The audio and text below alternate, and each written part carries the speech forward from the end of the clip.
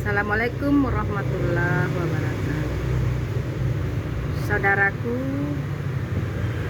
seiman, sebangsa dan setanah air, saya melihat di saat ini saat-saat yang paling menentukan bangsa Indonesia. Di sini saya memperhati bagaimana caranya hidup berdemokrasi. Kita adalah azas demokrasi Pancasila, di mana demokrasi kita dilihat dari segi sekarang sudah di depan mata, sudah tercabik-cabik. Kenapa tercabik-cabik? Kita mau memilih orang nomor satu yang akan memimpin Indonesia sebagai negara besar yang penduduknya luar biasa, hampir lebih kurang 300 juta orang.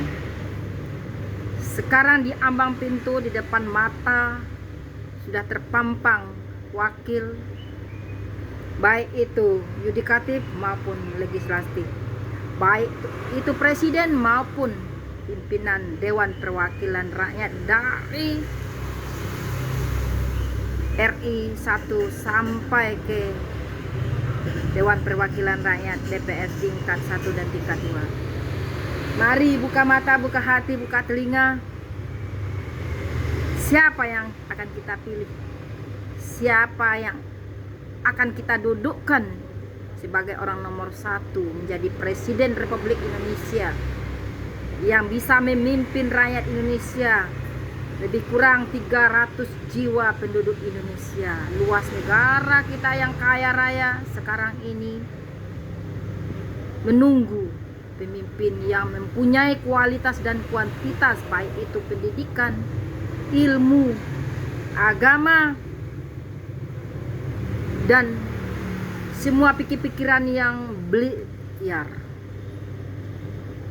Kita akan cari bibit dan bobotnya, kemudian kita pikirkan dan matang-matang mau dikemanakan bangsa Indonesia ini, anak cucu kita ini.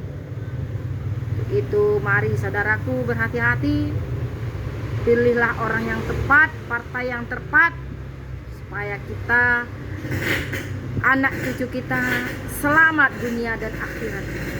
Kita lihat demokrasi katanya, tetapi apakah dalam pencalonan presiden dan wakil presiden yang sangat menyolok saya siasati adalah pencalonan wakil presiden. Siapa itu? Anak Gibran, anak presiden yang digadang-gadangkan menjadi pemimpin, menjadi wakil presiden Republik Indonesia di masa akan datang. Pertanyakan wahai saudara, apakah anak kita Gibran sudah memenuhi syarat baik umur? Di umur sudah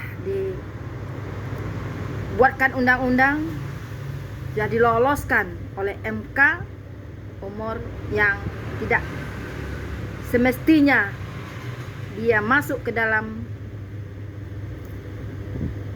untuk menjadi wakil presiden sudah diloloskan. Kemudian apalagi? Apakah ini milik keluarga atau dinasti, milik siapa Indonesia ini? Kok bisa diabrak-abrik? Undang-undang sudah diatur bagaimana cara, umur yang telah ditentukan untuk sebagai wakil presiden dan presiden. Apa? Lihat sekarang wahai saudaraku, debat wakil presiden, debat presiden, tinggal Anda memilih dan menentukan nasib bangsa dan rakyat Indonesia yang akan datang dan anak cucu kita. Kalau kita dipimpin, bangsa Indonesia dipimpin dijatuhkan kepada orang yang tidak tepat, hasil kita sengsara.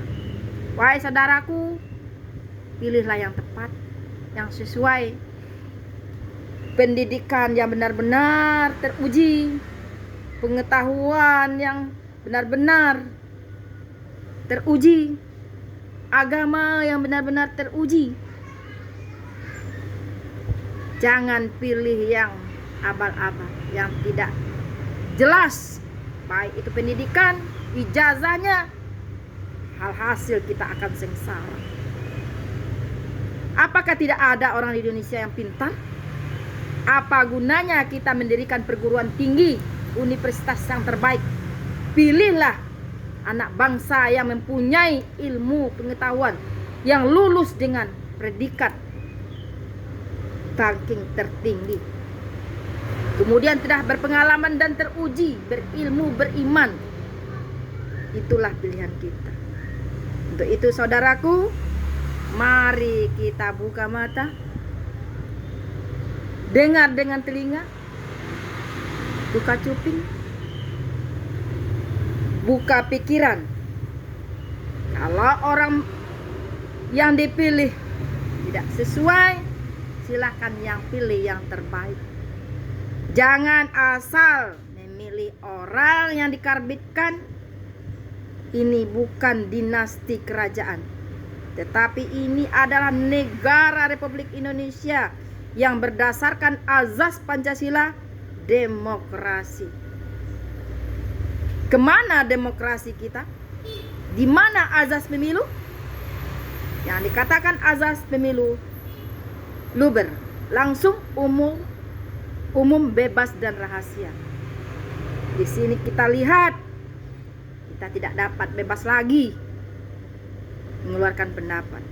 Dan saya ini tidak ada niat apapun kecuali ingin Indonesiaku, anak cucuku hidup adil, makmur dan sejahtera.